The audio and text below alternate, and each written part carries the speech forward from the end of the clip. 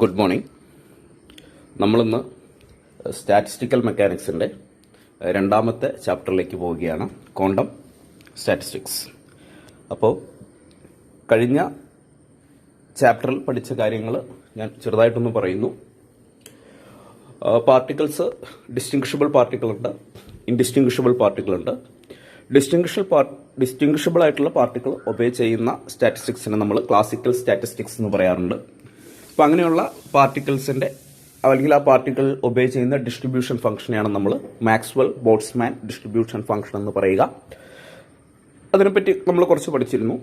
എങ്ങനെയാണ് എനർജി, എങ്ങനെയാണ് ഇപ്പം ഒരു മോളിക്യൂൾസ് എടുക്കുകയാണെങ്കിൽ, ഗ്യാസ് മോളിക്യൂൾസ് എടുത്ത് നോക്കുകയാണെങ്കിൽ അവ ഒബേ ചെയ്യുക. ക്ലാസിക്കൽ പാർട്ടിക്കിളാണ്, അതുകൊണ്ട് അവ ഒബേ ചെയ്യുക മാക്സ്വെൽ ബോൾട്ട്സ്മാൻ സ്റ്റാറ്റിസ്റ്റിക്സ് ആയിരിക്കും.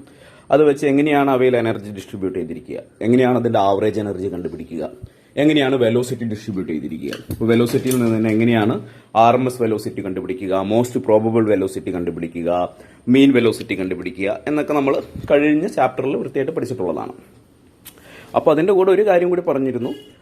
ഇൻഡിസ്റ്റിങ്വിഷബിൾ പാർട്ടിക്കിൾ ഒബേ ചെയ്യുന്നത് മാക്സ്വെൽ ബോൾട്ട്സ്മാൻ സ്റ്റാറ്റിസ്റ്റിക്സ് ആയിരിക്കില്ല. ഇൻഡിസ്റ്റിങ്വിഷബിൾ പാർട്ടിക്കിളിനെയാണ് നമ്മൾ ക്വാണ്ടം പാർട്ടിക്കിൾസ് എന്ന് പറയുന്നത്. അതിൽ തന്നെ ഈ ഇൻഡിസ്റ്റിങ്വിഷബിൾ പാർട്ടിക്കിൾ ഒബേ ചെയ്യുന്ന പോളീസ് എക്സ്ക്ലൂഷൻ പ്രിൻസിപ്പിൾ ഒബേ ചെയ്യുകയോ ഇല്ലയോ എന്നതിനെ ആസ്പദമാക്കി രണ്ട് തരത്തിലുള്ള സ്റ്റാറ്റിസ്റ്റിക്സ് ഇൻഡിസ്റ്റിങ്വിഷബിൾ പാർട്ടിക്കിൾ ഒബേ ചെയ്യുന്നു. അല്ലെങ്കിൽ രണ്ട് തരത്തിലാണ് ഇൻഡിസ്റ്റിങ്വിഷബിൾ പാർട്ടിക്കിൾസ് ഉണ്ടാവുക. ചില പാർട്ടിക്കിൾസ്, അതായത് പോളീസ് എക്സ്ക്ലൂഷൻ പ്രിൻസിപ്പിൾ ഒബേ ചെയ്യുന്ന പാർട്ടിക്കിൾ ആണെങ്കിൽ അവ ഫോളോ ചെയ്യുന്ന സ്റ്റാറ്റിസ്റ്റിക്സിനെയാണ് അതിന്റെ ഡിസ്ട്രിബ്യൂഷൻ ഫംഗ്ഷനെയാണ് നമ്മൾ ഫെർമി ഡിറാക് ഡിസ്ട്രിബ്യൂഷൻ ഫംഗ്ഷൻ എന്ന് പറയുക എന്നും, അല്ലെങ്കിൽ പോളീസ് എക്സ്ക്ലൂഷൻ പ്രിൻസിപ്പിൾ ഒബേ ചെയ്യാത്ത പാർട്ടിക്കിൾ സാറ്റിസ്ഫൈ ചെയ്യുന്ന അല്ലെങ്കിൽ അത് ഫോളോ ചെയ്യുന്ന സ്റ്റാറ്റിസ്റ്റിക്സിനെയാണ് നമ്മൾ ബോസ്-ഐൻസ്റ്റീൻ സ്റ്റാറ്റിസ്റ്റിക്സും അങ്ങനത്തെ ഡിസ്ട്രിബ്യൂഷൻ ഫംഗ്ഷൻ നമ്മൾ ബോസ്-ഐൻസ്റ്റീൻ ഡിസ്ട്രിബ്യൂഷൻ ഫംഗ്ഷൻ എന്ന് പറയുന്നു. കഴിഞ്ഞ ക്ലാസ്സിൽ നമ്മൾ പറഞ്ഞിരുന്നു. പിന്നെ ഈ മൂന്ന് സ്റ്റാറ്റിസ്റ്റിക്സിനും, മാക്സ്വെൽ ബോൾട്ട്സ്മാൻ സ്റ്റാറ്റിസ്റ്റിക്സിനെയും ബോസ്-ഐൻസ്റ്റീൻ സ്റ്റാറ്റിസ്റ്റിക്സിനെയും ഫെർമി ഡിറാക് സ്റ്റാറ്റിസ്റ്റിക്സിനെയും നമ്മൾ മൂന്നെണ്ണവും കമ്പയർ ചെയ്യുകയും നമ്മൾ കഴിഞ്ഞ ചാപ്റ്ററിൽ ചെയ്തിരുന്നു. പക്ഷെ ഞാൻ ഇന്ന് ആ ബോസ്-ഐൻസ്റ്റീൻ സ്റ്റാറ്റിസ്റ്റിക്സിനെയും ഫെർമി ഡിറാക് സ്റ്റാറ്റിസ്റ്റിക്സിനെയും ഒന്നും കൂടി കമ്പയർ ചെയ്തുകൊണ്ടാണ് ഈ ചാപ്റ്റർ സ്റ്റാർട്ട് ചെയ്യുന്നത്. ഇത് നിങ്ങൾ ഓൾറെഡി കഴിഞ്ഞ ചാപ്റ്ററിൽ പഠിച്ചതാണ്, എങ്കിലും ഞാനൊന്ന് പറയുന്നു. അപ്പോൾ ബോസ്-ഐൻസ്റ്റീൻ സ്റ്റാറ്റിസ്റ്റിക്സും ഫെർമി ഡിറാക് സ്റ്റാറ്റിസ്റ്റിക്സും ഈ രണ്ട് പാർട്ടിക്കിൾസും എന്താണ്? ഇൻഡിസ്റ്റിങ്വിഷബിൾ ആണ്, ഐഡന്റിക്കൽ ഇൻഡിസ്റ്റിങ്വിഷബിൾ പാർട്ടിക്കിൾസ് ആണ്. ബോസ്-ഐൻസ്റ്റീൻ സ്റ്റാറ്റിസ്റ്റിക്സ് ഉപേ ചെയ്യുന്ന പാർട്ടിക്കിൾസിനെ നമ്മൾ ബോസോൺസ് എന്ന് പറയും. അതായത് ബോസോൺസ് എന്ന് പറയുന്നത് എന്താണ്? ഇൻഡിസ്റ്റിങ്വിഷബിൾ ആണ്. And Fermi Dirac statistics obey ചെയ്യുന്ന പാർട്ടിക്കിളിനെയാണ് നമ്മൾ ഫെർമിയോൺസ് എന്ന് പറയാം. അപ്പോൾ ഈ ഫെർമിയോൺസും എന്ത് തന്നെയാണ്? ഇൻഡിസ്റ്റിങ്വിഷബിൾ ആണ്. പിന്നെ ഇൻഡിസ്റ്റിങ്വിഷബിൾ പാർട്ടിക്കിൾ ആയതുകൊണ്ട് അവയുടെ വേവ് ഫംഗ്ഷൻ പരസ്പരം ഓവർലാപ്പ് ചെയ്യും. നമുക്കറിയാം, ക്വാണ്ടം മെക്കാനിക്സിൽ നമ്മൾ നോക്കുകയാണെങ്കിൽ ഏതൊരു പാർട്ടിക്കിളിനെയും നമുക്ക് വേവ് ഫംഗ്ഷൻ വെച്ച് റെപ്രസെന്റ് ചെയ്യാം. അപ്പം മാക്സ്വെൽ ബോൾട്ട്സ്മാൻ സ്റ്റാറ്റിസ്റ്റിക്സ് നോക്കുമ്പോൾ അവ പാർട്ടിക്കിൾസ് ഡിസ്റ്റിങ്വിഷബിൾ ആയതുകൊണ്ട് മാക്സ്വെൽ ബോൾട്ട്സ്മാൻ സ്റ്റാറ്റിസ്റ്റിക്സിൽ പാർട്ടിക്കിൾസിന്റെ വേവ് ഫംഗ്ഷൻ പരസ്പരം ഓവർലാപ്പ് ചെയ്യാറില്ല. പക്ഷേ ബോസ്-ഐൻസ്റ്റീൻ സ്റ്റാറ്റിസ്റ്റിക്സിലും ഫെർമി ഡിറാക് സ്റ്റാറ്റിസ്റ്റിക്സിലും പാർട്ടിക്കിൾ ഇൻഡിസ്റ്റിങ്വിഷബിൾ ആണ്. അതുകൊണ്ട് അവയുടെ കേസിൽ വേവ് ഫംഗ്ഷൻ ഓവർലാപ്പ് ചെയ്യാറുണ്ട്. ഇത് നമ്മൾ കഴിഞ്ഞ ക്ലാസ്സിൽ പറഞ്ഞിട്ടുള്ളതാണ്. പക്ഷേ ഈ വേവ് ഫംഗ്ഷൻസിന്റെ വ്യത്യാസം എന്താ നമുക്ക് നോക്കാം. ബോസ്-ഐൻസ്റ്റീൻ സ്റ്റാറ്റിസ്റ്റിക്സിന്റെ വേവ് ഫംഗ്ഷനെ നമ്മൾ പറയാം സിമെട്രിക് വേവ് ഫംഗ്ഷൻ ആണെന്നാണ് പറയാറ്. ഫെർമി ഡിറാക്കിന്റെ നമ്മൾ ആന്റി സിമെട്രിക് വേവ് ഫംഗ്ഷൻ ആണ്. സിമെട്രിക് എന്താണ്, ആന്റി സിമെട്രിക് എന്താണെന്ന് നിങ്ങൾക്കറിയാം. സിമെട്രിക് എന്ന് പറയുമ്പോൾ നമ്മളൊരു ഒറിജിൻ എടുത്ത് നോക്കുകയാണെങ്കിൽ ഒറിജിന് ലെഫ്റ്റിലേക്ക് പോയാലും റൈറ്റിലേക്ക് പോയാലും, അതായത് -Xലും +Xലും ഒരേ വേവ് ഫംഗ്ഷൻ ആണ് സാറ്റിസ്ഫൈ ചെയ്യുന്നതെന്നുണ്ടെങ്കിൽ അതിനെ നമ്മൾ സിമെട്രിക് വേവ് ഫംഗ്ഷൻ എന്ന് പറയും. ആന്റി സിമെട്രിക് എന്ന് പറഞ്ഞാലും നിങ്ങൾക്കറിയാം, അതായത് ഒരു ഒറിജിനിൽ നിന്ന് നമ്മൾ ഒരു പോയിന്റ് ഒറിജിൻ ആയിട്ട് എടുത്ത് അവിടെ നിന്ന് ലെഫ്റ്റിലേക്ക് പോയി കഴിഞ്ഞാൽ -Fഉം പ്ലസിലേക്ക് പോയി കഴിഞ്ഞാൽ +Fഉം കിട്ടുകയാണെങ്കിൽ അങ്ങനത്തെ വേവ് ഫംഗ്ഷനെ നമുക്ക് ആന്റി സിമെട്രിക് വേവ് ഫംഗ്ഷൻ എന്ന് പറയാം. കൂടുതൽ ഡീറ്റെയിൽ നമുക്ക് ഈ ക്ലാസ്സിൽ അവസാനമാകുമ്പോഴേക്കും കിട്ടും. പിന്നെ മറ്റൊരു വ്യത്യാസം എന്ന് പറയുന്നത് Bose Einstein statistics Pauli's exclusion principle obey ചെയ്യുന്നില്ല. Fermi Dirac statistics Pauli's exclusion principle obey ചെയ്യും. അപ്പം പോളീസ് എക്സ്ക്ലൂഷൻ പ്രിൻസിപ്പിൾ ഒബേ ചെയ്യുന്നില്ല എന്ന് പറഞ്ഞു കഴിഞ്ഞാൽ എൻ്റെ തൊട്ട് താഴെ എഴുതി വെച്ചിട്ടുണ്ട് any number of boson can exist in same state. പക്ഷേ പോളീസ് എക്സ്ക്ലൂഷൻ പ്രിൻസിപ്പിൾ ഒബേ ചെയ്യുകയാണെങ്കിലോ ഒരു സ്റ്റേറ്റിൽ ഒരു പാർട്ടിക്കിളിന് മാത്രമേ എക്സിസ്റ്റ് ചെയ്യാൻ പറ്റുള്ളൂ. അപ്പോൾ അതുകൊണ്ടാണ് ഈ രണ്ട് പാർട്ടിക്കിളിനും ക്വാണ്ടം പാർട്ടിക്കിളിനും തന്നെ രണ്ട് തരത്തിലുള്ള സ്റ്റാറ്റിസ്റ്റിക്സ് വരുന്നത്. ബോസ്-ഐൻസ്റ്റീൻ സ്റ്റാറ്റിസ്റ്റിക്സ് അല്ലെങ്കിൽ ബോസോൺസിന് എന്ത് ചെയ്യാം, ഒരു സ്റ്റേറ്റിൽ എത്ര പാർട്ടിക്കിൾസിന് വേണമെങ്കിലും നിലനിൽക്കാം. But in the case of Fermi Dirac statistics അല്ലെങ്കിൽ in the case of fermion only one particle can exist in one state. പിന്നെ അവയുടെ സ്പിൻ നോക്കുകയാണെങ്കിൽ ബോസോൺസിന്റെ സ്പിൻ എന്ന് പറയുന്നത് ഒന്നുകിൽ 0 ആയിരിക്കും അല്ലെങ്കിൽ ഇന്റഗ്രൽ സ്പിൻ ആയിരിക്കും. ഫെർമിയോൺസിന്റെ കേസിൽ അത് ഹാഫ് ഇന്റഗ്രൽ സ്പിൻ ആയിരിക്കും. ഈ ബോസോൺസിന്റെ എക്സാമ്പിൾ ആണ് ഫോട്ടോൺസ് എന്നൊക്കെ പറയുന്നത്. ഫെർമിയോൺസിന്റെ എക്സാമ്പിൾ നിങ്ങൾക്കറിയാം, ഇലക്ട്രോൺ ഫെർമിയോൺ ആണ്, പ്രോട്ടോൺ ഫെർമിയോൺ ആണ്. ഇനി നമ്മളിപ്പം അതല്ലാതെ വേറെ ഏതെങ്കിലും ന്യൂക്ലിയസ് എടുത്ത് നോക്കുകയാണെങ്കിൽ, അതായത് ഹീലിയത്തിന്റെ ന്യൂക്ലിയസ് എടുത്ത് നോക്കുകയാണെങ്കിൽ ഹീലിയം 4 എന്ന് പറയുന്ന ന്യൂക്ലിയസ് ബോസോൺ ആണ്. അവയുടെ സ്പിന്ന് കൂട്ടിയാൽ നമുക്ക് കിട്ടും ഇന്റർഗ്രൽ സ്പിന്നാണ് കിട്ടുക. ഇനി ഹീലിയം 3 എന്ന് പറയുന്നത്, അതായത് ഒരു ന്യൂട്രോണും 2 പ്രോട്ടോണും ഉള്ള ഹീലിയത്തിന്റെ ന്യൂക്ലിയസ്, അതെന്ന് പറയുന്നത് എന്താണ്? ഫെർമിയോൺ ആണ്. പിന്നെ ബോസ്-ഐൻസ്റ്റീൻ പാർട്ടിക്കിൾ ഒബേ ചെയ്യുന്ന ഡിസ്ട്രിബ്യൂഷൻ ഫംഗ്ഷനെയാണ് നമ്മൾ ബോസ്-ഐൻസ്റ്റീൻ ഡിസ്ട്രിബ്യൂഷൻ ഫംഗ്ഷൻ എന്ന് പറയുക.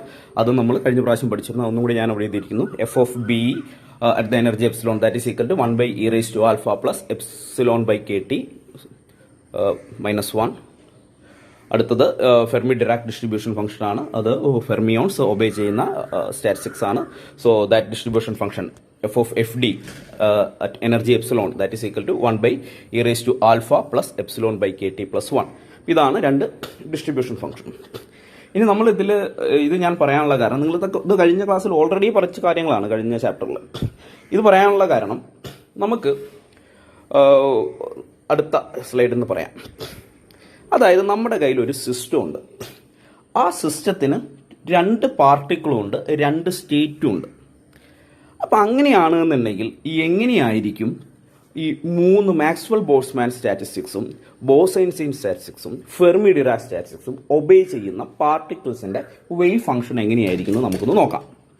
അതായത് we have a system which consistings of 2 particle, particle 1, particle 2, and 2 സ്റ്റേറ്റും ഉണ്ട്. ഏതാണ്? State A and state B. അപ്പോൾ ഡിസ്റ്റിങ്ഷബിൾ പാർട്ടിക്കിളിന്റെ വേവ് ഫംഗ്ഷൻ എന്തായിരിക്കും നമുക്ക് നോക്കാം. അതായത് ഒന്നെങ്കിൽ എന്ത് വരാം, 2 സ്റ്റേറ്റ് ഉണ്ട്, എ എന്ന് പറയുന്ന ബി എന്ന് പറയുന്ന ഒരു സ്റ്റേറ്റ്. അപ്പോൾ ഒന്നാമത്തെ പാർട്ടിക്കിൾ എ എന്ന് പറയുന്ന സ്റ്റേറ്റിലാവാം, രണ്ടാമത്തെ പാർട്ടിക്കിൾ ബി എന്ന് പറയുന്ന സ്റ്റേറ്റിലാവാം. അങ്ങനെ ഒരു വേവ് ഫംഗ്ഷൻ ഉണ്ടാവാം. ആ വേവ് ഫംഗ്ഷനാണ് ഫസ്റ്റ് ഇക്വേഷൻ 1 എന്ന് പറയുന്ന പേരിൽ അവിടെ എഴുതിയത്. അതായത് ψ1 is equal to ψa1 ψb2. ഇനി തിരിച്ചു വരാം. എങ്ങനെ വരാം? എ എന്ന് പറയുന്ന സ്റ്റേറ്റിൽ രണ്ടാമത്തെ പാർട്ടിക്കിൾ ആവാം, ബി എന്ന് പറയുന്ന സ്റ്റേറ്റിൽ ഒന്നാമത്തെ പാർട്ടിക്കിൾ ആവാം. അപ്പോഴുള്ള വേവ് ഫംഗ്ഷൻ നമുക്ക് എന്ത് പറയാം? ψa2 ψb1 എന്ന് നമുക്ക് പറയാം. That is equation number 2. അപ്പോൾ മാക്സ്വെൽ ബോൾട്സ്മാൻ സ്റ്റാറ്റിസ്റ്റിക്സ് ആണെങ്കിൽ, അല്ലെങ്കിൽ മാക്സ്വെൽ ബോൾട്സ്മാൻ സ്റ്റാറ്റിസ്റ്റിക്സ് ഒബേ ചെയ്യുന്ന ക്ലാസിക്കൽ പാർട്ടിക്കിൾ ആണെന്നുണ്ടെങ്കിൽ 2 സ്റ്റേറ്റും 2 വേവ് ഫംഗ്ഷനും ഉണ്ടെങ്കിൽ, 2 സ്റ്റേറ്റും 2 പാർട്ടിക്കിളും ഉണ്ടെങ്കിൽ 2 വേവ് ഫംഗ്ഷൻ വരാം. അതായത് സ്റ്റേറ്റ് എയിൽ ഒന്നാമത്തെ പാർട്ടിക്കിൾ, സ്റ്റേറ്റ് ബിയിൽ രണ്ടാമത്തെ പാർട്ടിക്കിൾ. അതാണ് ഫസ്റ്റ് ഇക്വേഷനിൽ എഴുതിയ വേവ് ഫംഗ്ഷൻ. പിന്നെ രണ്ടാമത് എന്താണ്? സ്റ്റേറ്റ് എയിൽ രണ്ടാമത്തെ പാർട്ടിക്കിൾ, സ്റ്റേറ്റ് ബിയിൽ ഒന്നാമത്തെ പാർട്ടിക്കിൾ. അതാണ് സെക്കൻഡ് ഇക്വേഷനിൽ എഴുതിയ വേവ് ഫംഗ്ഷൻ. പിന്നെ അടുത്തത് നമ്മൾ എങ്ങനെയാണ്? We are going to find the wave function of indistinguishable particle. 2 particles ഉണ്ട്. 2 ഇൻഡിസ്റ്റിങ്വിഷബിൾ പാർട്ടിക്കിൾസ് ആണെങ്കിൽ 2 സ്റ്റാറ്റിസ്റ്റിക്സ് ആണ് ഒബേ ചെയ്യുന്നത്. ഒന്ന് Bose Einstein, another one is Fermi Dirac. അപ്പോൾ ബോസ്-ഐൻസ്റ്റീൻ സ്റ്റാറ്റിസ്റ്റിക്സ് ഒബേ ചെയ്യുന്ന പാർട്ടിക്കിളിന്റെ ഡിസ്ട്രിബ്യൂഷൻ ഫംഗ്ഷനാണ്, അല്ലെങ്കിൽ അതിന്റെ വേവ് ഫംഗ്ഷനാണ് ഞാൻ എഴുതിയിരിക്കുന്നത്. ψb is equal to 1 by √2 ψa1 ψb2 plus ψa2 ψb1 എന്ന് പറയാം. ഇവിടെ നമുക്ക് പറയാം സിമെട്രിക് വേവ് ഫംഗ്ഷൻ എന്താണ്, അസിമെട്രിക് വേവ് ഫംഗ്ഷൻ എന്താണ്. അപ്പോൾ ഈ മുകളിലുള്ള സാധനം നോക്കിക്കഴിഞ്ഞാൽ, അതായത് ഇക്വേഷൻ 3 നോക്കിക്കഴിഞ്ഞാൽ നമുക്ക് മനസ്സിലാവും അതൊരു സിമെട്രിക് വേവ് ഫംഗ്ഷൻ ആണെന്ന് മനസ്സിലാവും. അതായത് ψa1 ψb2 plus ψa2 ψb1. അതിൽ 1 ബൈ √2 എന്ന് ഞാൻ എഴുതിയിരിക്കുന്നത്, നിങ്ങൾ ക്വാണ്ടം മെക്കാനിക്സ് കഴിഞ്ഞ സെമസ്റ്ററിൽ പഠിച്ചപ്പോൾ നമ്മൾ എപ്പോഴും ഒരു വേവ് ഫംഗ്ഷൻ എഴുതുമ്പോൾ വേവ് ഫംഗ്ഷന് കൊണ്ട് ഒരു മൾട്ടിപ്ലിക്കേഷൻ കോൺസ്റ്റന്റ് അല്ലെങ്കിൽ ഒരു നോർമലൈസേഷൻ കോൺസ്റ്റന്റ് എഴുതാറുണ്ടായിരുന്നു. അപ്പോൾ ഈ 1 ബൈ √2 എന്ന് പറയുന്ന നോർമലൈസേഷൻ കോൺസ്റ്റന്റ് എഴുതി കഴിഞ്ഞാൽ ഈ വേവ് ഫംഗ്ഷൻ നോർമലൈസ്ഡ് ആയിരിക്കും. നോർമലൈസ്ഡ് വേവ് ഫംഗ്ഷൻ എന്ന് പറഞ്ഞാൽ എന്താണെന്ന് നിങ്ങൾക്കറിയാം. Integral -∞ to +∞ ψ star ψ dx is equal to 1 എന്ന് പറയുന്ന വേവ് ഫംഗ്ഷനെയാണ് നമ്മൾ നോർമലൈസ്ഡ് വേവ് ഫംഗ്ഷൻ എന്ന് പറയുക.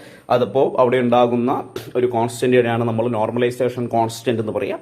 അപ്പോൾ ആ നോർമലൈസ്ഡ് വേവ് ഫംഗ്ഷൻ ആകുവാൻ വേണ്ടിയിട്ടാണ് ഞാൻ അവിടെ 1 ബൈ √2 എന്ന് പറയുന്ന ഒരു നമ്പർ കൊണ്ട് മൾട്ടിപ്ലൈ ചെയ്തത്. ഇനി അതുകൊണ്ട് മൾട്ടിപ്ലൈ ചെയ്തിട്ടില്ല എന്നുണ്ടെങ്കിലും കുഴപ്പമൊന്നുമില്ല. V will get the wave function of boson. അപ്പോൾ അതുപോലെ ഫെർമിയോൺസിന്റെ എന്ന് പറയുന്നത് 1 by √2 ψa1 ψb2 minus ψa2 ψb1 എന്ന് നമുക്ക് പറയാം. അപ്പോൾ ഇതിങ്ങനെ എടുക്കാനുള്ള കാരണം ഒന്നും കൂടി പറയുന്നു. ഇവിടെ 2 പാർട്ടിക്കിളും ഇൻഡിസ്റ്റിങ്വിഷബിൾ ആണ്. അപ്പോൾ നമുക്ക് എന്ത് പറയാം? ഒന്നാമത്തെ പാർട്ടിക്കിൾ എ എന്ന് പറയുന്ന സ്റ്റേറ്റ് കയറി, രണ്ടാമത്തെ പാർട്ടിക്കിൾ ബി എന്ന് പറയുന്ന സ്റ്റേറ്റ് കയറി. അതായാലും പിന്നെന്താണ്, രണ്ടാമത്തെ പാർട്ടിക്കിൾ എ എന്ന് പറയുന്ന സ്റ്റേറ്റിൽ കയറിയിട്ട് ഒന്നാമത്തെ പാർട്ടിക്കിൾ ബി എന്ന് പറയുന്ന സ്റ്റേറ്റിൽ കയറി കഴിഞ്ഞാലും ഇൻഡിസ്റ്റിങ്വിഷബിൾ പാർട്ടിക്കിൾ ആയതുകൊണ്ട് നമുക്ക് ഇതിനെ രണ്ടിനെയും വേർതിരിച്ചറിയാൻ പറ്റില്ല. അപ്പൊ നമുക്ക് എന്ത് പറയാം, ഈ രണ്ട് സ്റ്റേറ്റിന്റെയും കൂടി കോമ്പിനേഷൻ ആയിട്ടായിരിക്കും എന്ത് വരിക എന്ന് പറയാ, വേവ് ഫംഗ്ഷൻ വരിക എന്ന് പറയാം. ഒന്നും കൂടി പറയാണ്, ഡിസ്റ്റിങ്വിഷബിൾ പാർട്ടിക്കിൾ ആണെങ്കിൽ ഒന്നാമത്തെ പാർട്ടിക്കിൾ എ എന്ന് പറയുന്ന സ്റ്റേറ്റിലും രണ്ടാമത്തെ പാർട്ടിക്കിൾ ബി എന്ന് പറയുന്ന സ്റ്റേറ്റിലും കയറി, അല്ലെങ്കിൽ രണ്ടാമത്തെ പാർട്ടിക്കിൾ എ എന്ന് പറയുന്ന സ്റ്റേറ്റിൽ കയറി ഒന്നാമത്തെ പാർട്ടിക്കിൾ ബി എന്ന് പറയുന്ന സ്റ്റേറ്റിൽ കയറി. രണ്ട് വ്യത്യസ്തമായ വേവ് ഫംഗ്ഷൻ അല്ലെങ്കിൽ നമുക്ക് രണ്ടാണ്, വ്യത്യസ്തമാണ്. രണ്ടിനെ നമുക്ക് വ്യത്യസ്തമായിട്ട് തിരിച്ചറിയാൻ പറ്റും, കാരണം അവ ഡിസ്റ്റിങ്വിഷബിൾ പാർട്ടിക്കിളാണ്. അതുകൊണ്ടാണ് ഡിസ്റ്റിങ്വിഷബിൾ പാർട്ടിക്കിളിന്റെ വേവ് ഫംഗ്ഷൻ ആയിട്ട് ψ1 ψ2 എന്ന് ഞാൻ മുകളിൽ ഒന്നാമത്തെയും രണ്ടാമത്തെയും ഇക്വേഷനിൽ എഴുതിയത്. പക്ഷേ നമ്മുടെ കേസിൽ ഇൻഡിസ്റ്റിങ്വിഷബിൾ പാർട്ടിക്കിൾ ആണെങ്കിലോ, ഒന്നാമത്തെ പാർട്ടിക്കിൾ എ എന്ന് പറയുന്ന സ്റ്റേറ്റിലും രണ്ടാമത്തെ പാർട്ടിക്കിൾ ബി എന്ന് പറയുന്ന സ്റ്റേറ്റിൽ കയറിയാലും തിരിച്ച് രണ്ടാമത്തെ പാർട്ടിക്കിൾ എ എന്ന് പറയുന്ന സ്റ്റേറ്റിലും ഒന്നാമത്തെ പാർട്ടിക്കിൾ ബി എന്ന് പറയുന്ന സ്റ്റേറ്റിൽ കയറി കഴിഞ്ഞാലും നമ്മൾ പുറത്തുനിന്ന് നോക്കുമ്പോൾ രണ്ടും എന്ത് തന്നെയാണ്, ഒരുപോലെ തന്നെയാണെന്ന് പറയാം. നമുക്ക് രണ്ടും ഡിസ്റ്റിങ്വിഷ് ചെയ്യാൻ പറ്റില്ല. അപ്പൊ എന്താ പറയാ, ഈ രണ്ട് വേവ് ഫംഗ്ഷന്റെയും കോമ്പിനേഷൻ ആയിട്ടുള്ള വേവ് ഫംഗ്ഷൻ ആയിരിക്കും നമുക്ക് ഉണ്ടാവുക എന്ന് പറയാം. അതുകൊണ്ടാണ് അത് തന്നെ രണ്ട് തരത്തിലുള്ള കോമ്പിനേഷൻ പോസിബിൾ ആണ്. ഒന്നെന്ന് പറയുന്നത് എന്താ, സിമെട്രിക് വേവ് ഫംഗ്ഷൻ ആണ്. മറ്റൊന്ന് പറയുന്നത് എന്താ, ആന്റി സിമെട്രിക് വേവ് ഫംഗ്ഷൻ ആണ്. അപ്പോഴാണ് നമ്മൾ അങ്ങനെ ഈ രണ്ട് ψa1 ψb2 ψa2 ψb1 തമ്മിലുള്ള രണ്ട് തരത്തിലുള്ള കോമ്പിനേഷൻ നമ്മൾ എഴുതിയത്. ഒന്നെന്ന് പറയുന്നത് സിമെട്രിക് വേവ് ഫംഗ്ഷൻ ആണ്. ആ സിമെട്രിക് വേവ് ഫംഗ്ഷന്റെ കോമ്പിനേഷൻ ആണ് നമ്മൾ ഇക്വേഷൻ 3 എന്ന് എഴുതിയത്. അപ്പോൾ അത് രണ്ടും കൂട്ടിക്കഴിഞ്ഞാലാണ് നമുക്ക് ഈ ψb എന്ന് പറയുക, ψa1 ψb2 plus ψa2 ψb1. പിന്നെ അത് നോർമലൈസ്ഡ് ആവാൻ വേണ്ടിയിട്ടാണ് നമ്മൾ 1/√2 എന്ന് പറയുന്ന നോർമലൈസേഷൻ കോൺസ്റ്റന്റ് കൊണ്ട് നമ്മൾ മൾട്ടിപ്ലൈ ചെയ്തത്. അങ്ങനെയാണ് നമുക്ക് ψb അതല്ലെങ്കിൽ ബോസോന്റെ വേവ് ഫംഗ്ഷൻ കിട്ടുന്നത്. ഇനി ഇതേ രണ്ട് സാധനം തന്നെ ഇക്വേഷൻ 1ഉം ഇക്വേഷൻ 2ഉം അത് രണ്ടും മറ്റൊരു തരത്തിൽ എന്ത് ചെയ്യാം, രണ്ടും കൂടി സൂപ്പർപോസ് ചെയ്യാം. അപ്പൊ അങ്ങനെ വരുമ്പോൾ എന്തുണ്ടാവാം, ഒരു അസിമെട്രിക് വേവ് ഫംഗ്ഷൻ ഉണ്ടാകാനുള്ള, അസിമെട്രിക് അല്ല ആന്റിസിമെട്രിക് വേവ് ഫംഗ്ഷനും കൂടി ഉണ്ടാവാം. അങ്ങനെ ആന്റിസിമെട്രിക് വേവ് ഫംഗ്ഷൻ ആയ കോമ്പിനേഷനാണ് നമ്മൾ ഇക്വേഷൻ 4 എന്ന് എഴുതിയത്. അവിടെ ഫെർമിയോൺ എന്ന് പറയുന്നത് നമ്മൾ ഓൾറെഡി പറഞ്ഞു, അത് ആന്റിസിമെട്രിക് വേവ് ഫംഗ്ഷൻ ആണ്. അപ്പോൾ അത് നമുക്ക് എന്ത് ചെയ്യാം, ψa1 ψb2 minus ψa2 ψb1 എന്ന് പറയുന്നതാണ് എന്ത്, അവിടെ ആന്റിസിമെട്രിക് വേവ് ഫംഗ്ഷൻ. അപ്പോൾ അവിടെയും ഞാൻ മൾട്ടിപ്ലിക്കേഷൻ കോൺസ്റ്റന്റ് അല്ലെങ്കിൽ നോർമലൈസേഷൻ കോൺസ്റ്റന്റ് ആയ 1/√2 കൊണ്ട് മൾട്ടിപ്ലൈ ചെയ്യുന്നു. So we are getting wave function of fermion. So equation 1 and equation 2 gives the wave functions of distinguishable particle, and equation 3 gives the wave function of bosons, and equation 4 gives the wave function of fermions. ഇനി ഈ പറഞ്ഞതൊക്കെ എന്താണ്, ഒരേ സ്റ്റേറ്റിൽ രണ്ട് particle വന്നു കഴിഞ്ഞാൽ എന്താ ഉണ്ടാവുക നമുക്ക് നോക്കാം. അതായത് we are going to find the probability that both particle to be in same state. രണ്ട് പാർട്ടിക്കിളും ഒരേ സ്റ്റേറ്റിലാകാനുള്ള പ്രോബബിലിറ്റിയാണ് നമ്മൾ കണ്ടുപിടിക്കാൻ പോകുന്നത്. വളരെ രസകരമാണ്. അതായത് നമ്മൾ ആദ്യം മാക്സ്വെൽ ബോൾട്സ്മാൻ പാർട്ടിക്കിൾസിന് എടുക്കുന്നു, അല്ലെങ്കിൽ ക്ലാസിക്കൽ പാർട്ടിക്കിൾ, അല്ലെങ്കിൽ ഡിസ്റ്റിങ്വിഷബിൾ പാർട്ടിക്കിൾ, അങ്ങനെ വേണമെങ്കിൽ നമ്മൾ പറയാം. അപ്പോൾ അവിടെ എന്ന് പറയുന്നത് ഒരു സ്റ്റേറ്റേ ഉള്ളൂ, ഏതാ, എ എന്ന് പറയുന്ന ഒരു സ്റ്റേറ്റേ ഉള്ളൂ.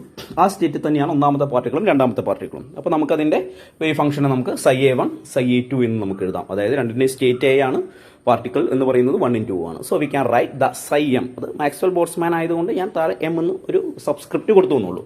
സോ ψm എന്ന് പറയുന്നപ്പോൾ നമുക്ക് എന്ത് എഴുതാം, ψa1 ψa2 എന്ന് എഴുതാം. Then we are going to find the probability density. Probability density കണ്ടുപിടിക്കാൻ നിങ്ങൾക്കറിയാം, വേവ് ഫംഗ്ഷൻ ഉണ്ട് എന്നുണ്ടെങ്കിൽ ഇപ്പോൾ നിങ്ങളിപ്പോൾ ക്വാണ്ടം മെക്കാനിക്സിൻ്റെ എക്സാം ഇപ്പോൾ ജസ്റ്റ് എഴുതിയുള്ളൂ. So you know how to find the probability density. അതാണ് ψ എന്ന് പറയുന്നതാണ് വേവ് ഫംഗ്ഷൻ എന്ന് പറയുന്നത്. ψയുടെ complement into complex conjugate into ψ ആയിരിക്കും. So we can write the probability density of Maxwell Boltzmann particle that is equal to ψm star ψm എന്ന് എഴുതാം. അപ്പോൾ ഞാനതിൻ്റെ കോംപ്ലക്സ് കോൺജുഗേറ്റ് എടുക്കുന്നു. ψmന്റെ കോംപ്ലക്സ് കോൺജുഗേറ്റ് എന്ന് പറയുമ്പോൾ ψa*1 ഇൻറ്റു ψa*2 ആണ്. പിന്നെ ψm ഒന്നും കൂടി എഴുതി, ψa1 ψa2. That is equation number 5. That is the probability density. എന്തിന്, രണ്ട് പാർട്ടിക്കിളും ഒരേ സ്റ്റേറ്റിൽ വരുവാനുള്ള പാർട്ടിക്കിൾ മാക്സ്വെൽ ബോൾട്സ്മാൻ പാർട്ടിക്കിൾസ് ആണെങ്കിൽ അതിനുള്ള പ്രോബബിലിറ്റി ഡെൻസിറ്റിയാണ് നമ്മൾ ഇക്വേഷൻ 5 നമ്മൾ എഴുതിയത്. ഇനി അത് ബോസോൺസിന്റെ കേസിലാണെങ്കിൽ എന്താ നമുക്ക് നോക്കാം. ബോസോൺസിന്റെ വേവ് ഫംഗ്ഷൻ നമുക്കറിയാം, എന്താ, 1/√2 ψa1 ψb2 plus ψa2 ψb1 ആണ്. അപ്പോൾ ഇവിടുത്തെ കേസിൽ ഒരു എന്തോ ഉള്ളൂ, സ്റ്റേറ്റേ ഉള്ളൂ. അപ്പോൾ ബി എന്ന് പറയുന്നത് എന്താവും, എ ആവും. അപ്പോൾ നമുക്ക് എന്ത് പറയാൻ പറ്റും, സൈ ബി എന്ന് പറയുന്നത് 1/√2 psi A one psi A two plus psi A two psi A one നമുക്ക് പറയാൻ പറ്റും. അപ്പോൾ സൈ എ വണ്ണും psi A one into psi A two എന്ന് പറഞ്ഞു കഴിഞ്ഞാൽ എന്ത് തന്നെയാണ് psi A two into psi A one ആണ്. അത് രണ്ടും ഒന്ന് തന്നെയാണ്. അപ്പോൾ അത് രണ്ടും കൂട്ടിക്കഴിഞ്ഞാൽ എന്ത് കിട്ടും? 2 into psi A one psi A two എന്ന് നമുക്ക് കിട്ടി.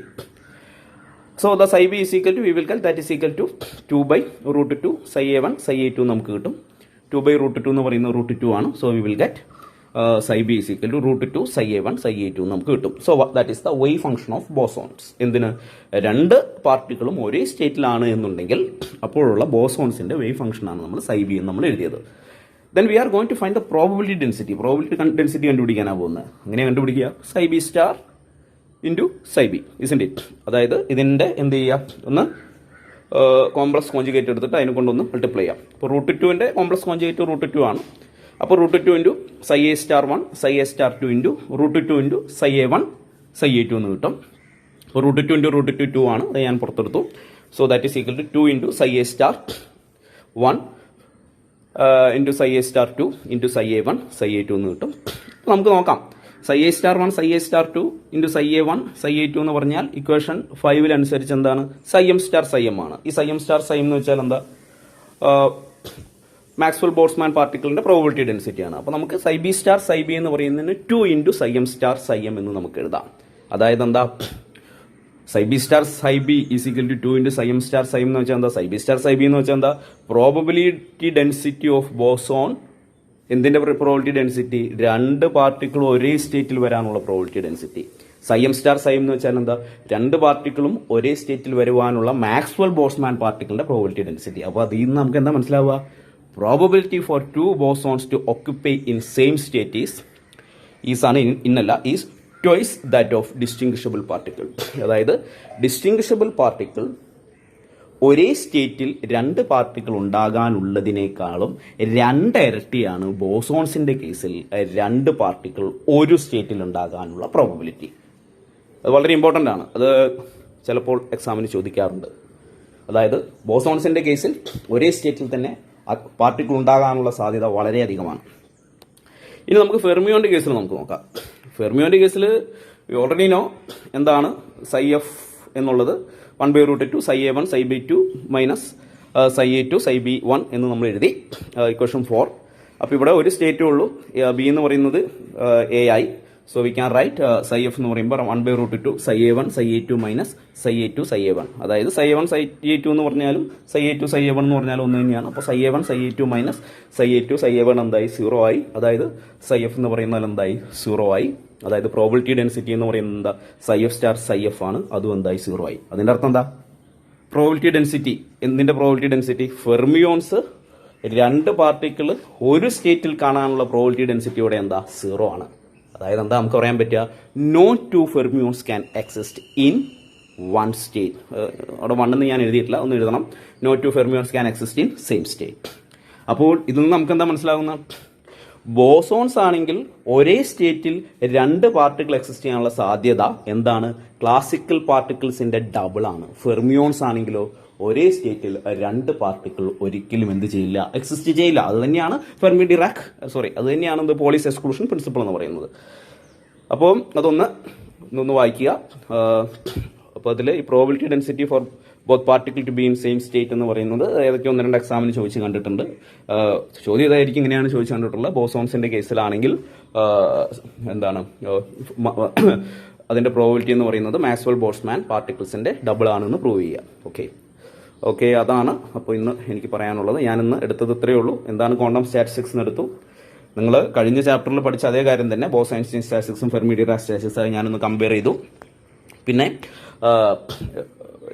രണ്ട് പാർട്ടിക്കിൾ രണ്ട് സ്റ്റേറ്റിലാണെങ്കിൽ എന്താണ് വേവ് ഫംഗ്ഷൻ മൂന്നെണ്ണത്തിനും മൂന്ന് സ്റ്റാറ്റിസ്റ്റിക്സിനും മാക്സ്വെൽ ബോൾട്സ്മാനും ബോസ് ഐൻസ്റ്റീനും ഫെർമി ഡിറാക്കിനും എന്താണ് വേവ് ഫംഗ്ഷൻ എന്ന് പറഞ്ഞു. പിന്നെ രണ്ട് പാർട്ടിക്കിൾ ഒരേ സ്റ്റേറ്റിലാണെന്നുണ്ടെങ്കിൽ 3 സ്റ്റാറ്റിസ്റ്റിക്സിന്റെയും വേവ് ഫംഗ്ഷനും അതിന്റെ പ്രോബിലിറ്റി ഡെൻസിറ്റിയും. അത്രയാണ് നമ്മളിന്ന് പഠിച്ചത്. Okay, we can see in the next class. By.